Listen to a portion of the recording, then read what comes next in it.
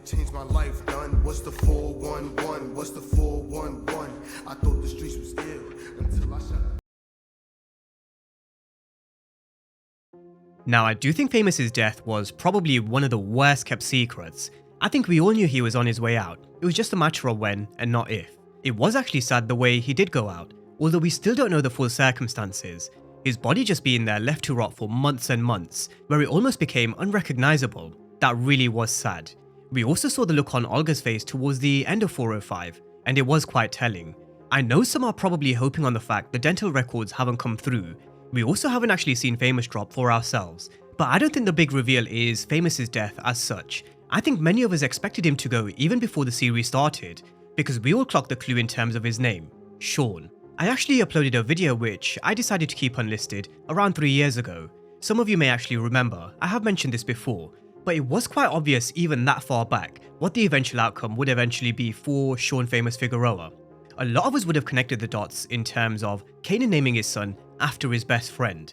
But now the real question and mystery is, who killed Famous, how and why? So, in this particular breakdown, we're going to be running through an in-depth analysis of Famous's death, the event that led up to his arrest, the interrogation in 310, and how and why they're going to answer a lot of unanswered questions that I'm sure a lot of us have.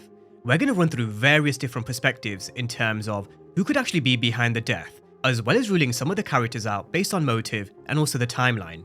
So strap in, get your popcorn, definitely stick with this video till the end, because we are going to go through a lot in terms of different perspectives, evidence, facts and findings. I will be presenting them, and then I want you guys to let me know where you think and where you stand. As usual, right at the end, I'm going to come to my own thoughts and theories, and how I've got to my own particular theory in terms of who actually killed Famous and why, in all things Raising Kanan, Season 4. Now, the last time we actually saw Famous was in 310, which was when he was arrested and questioned by not just Detective Garcia, but also Detective Tanner and Captain Baptiste. His mother found the gun in his cupboard in 307, which she handed to law enforcement. In my breakdown for 405, I actually mentioned how this was very reminiscent to her finding the dog in his cupboard when he was a kid. Famous probably has a history of hiding things in his cupboard and his room.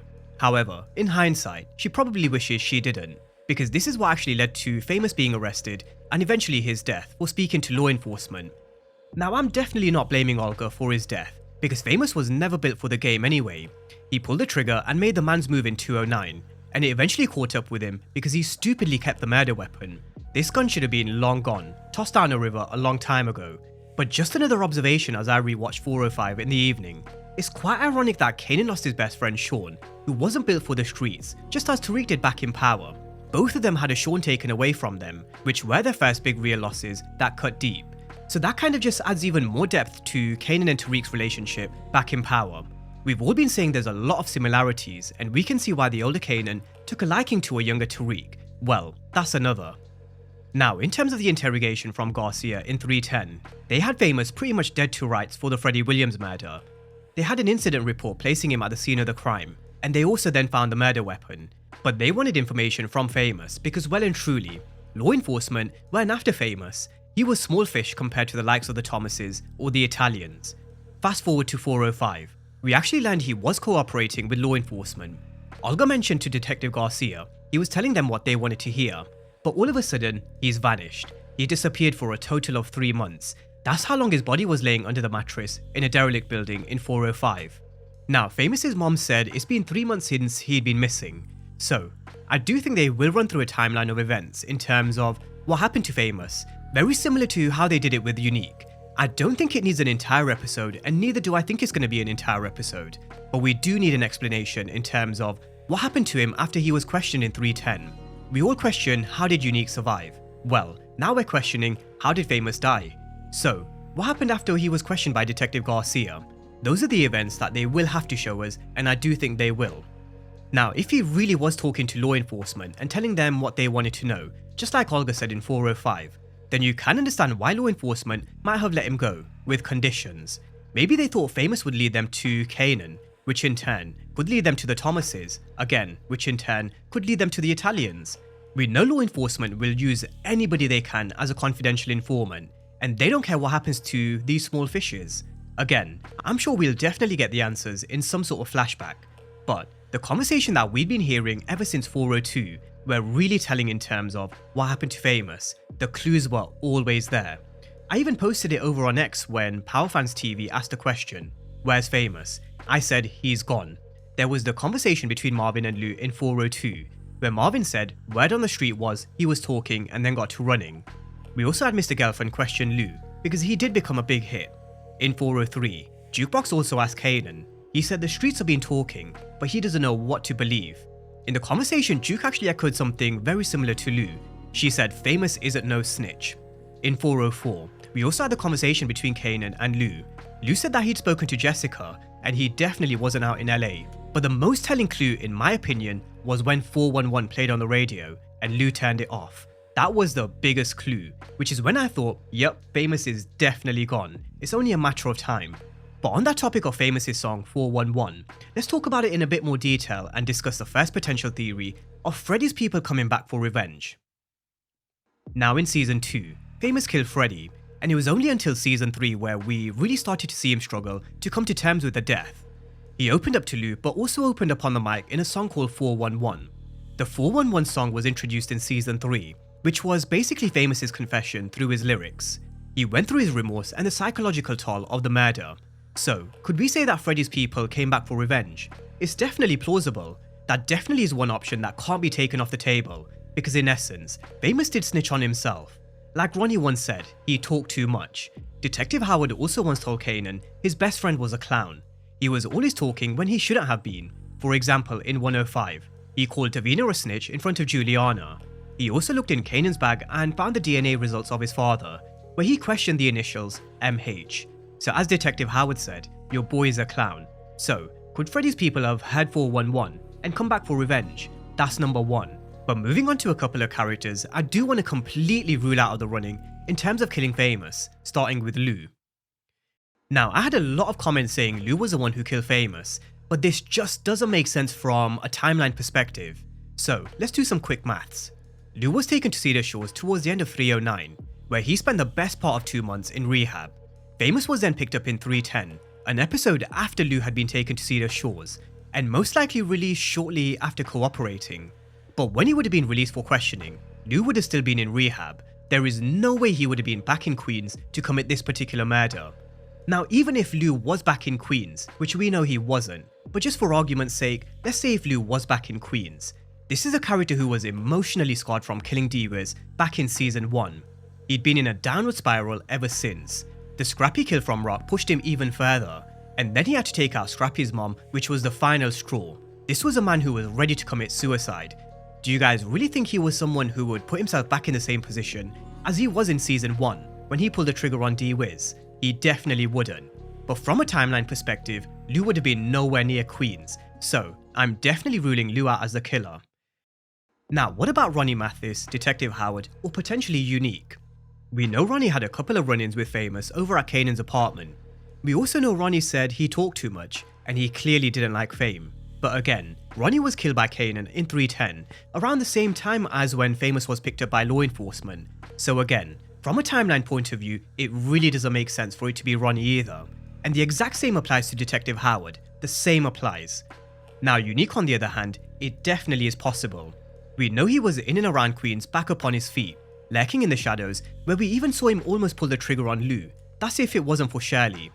We've also seen him pull the trigger on a few others in season 4, also with a silencer on his gun. And I have seen a lot of people mention in my comment section, it has to be Unique, because he's the only one rolling with a silencer on his gun. But I really do think that argument is quite weak, because anybody of these guys can get their hands on a silencer. I mean, Marvin used a silencer when he took the shot on Sal Baselli in 302. Raq also used one when she took out Juliana, or when she took out Juliana's husband. I think the argument of Unique using a silencer and the person standing behind what looks to be Famous with a silencer is definitely a weak argument.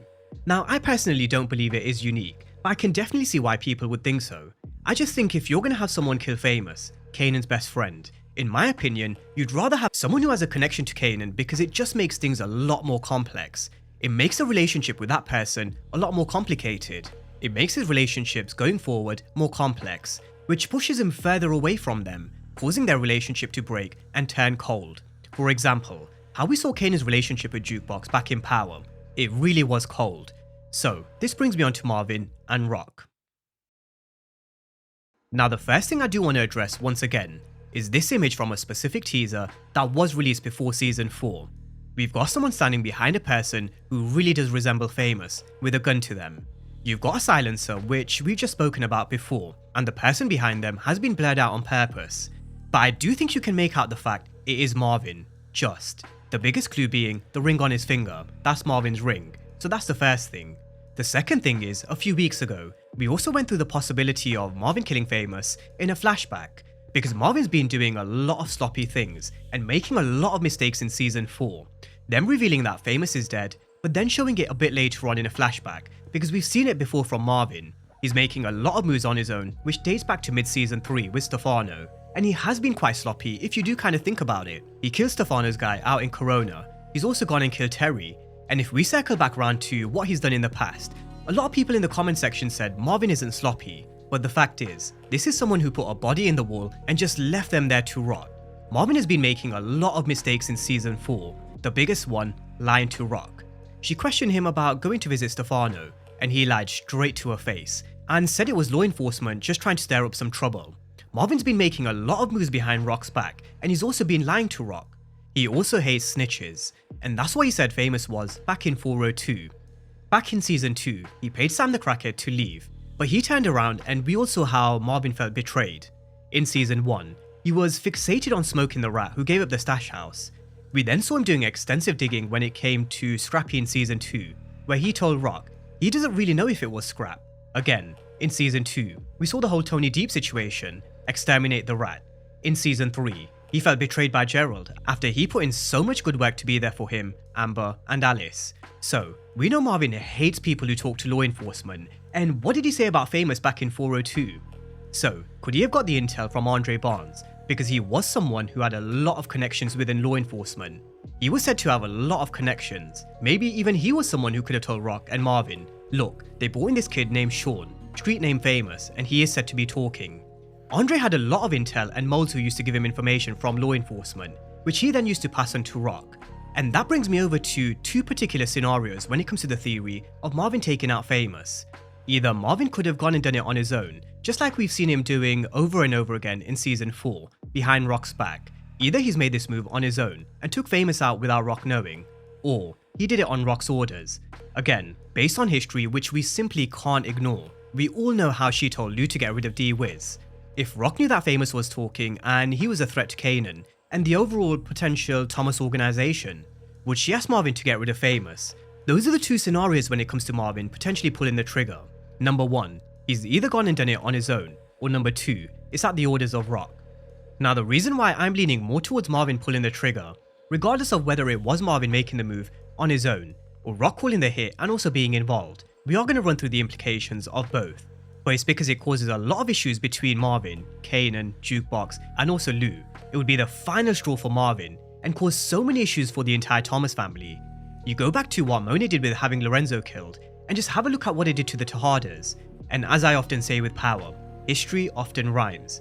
In my opinion, the character that you'd have killing Famous is someone that would have a connection to Kanan, someone that would really complicate things for his relationships, because at the end of the day, it is raising Kanan.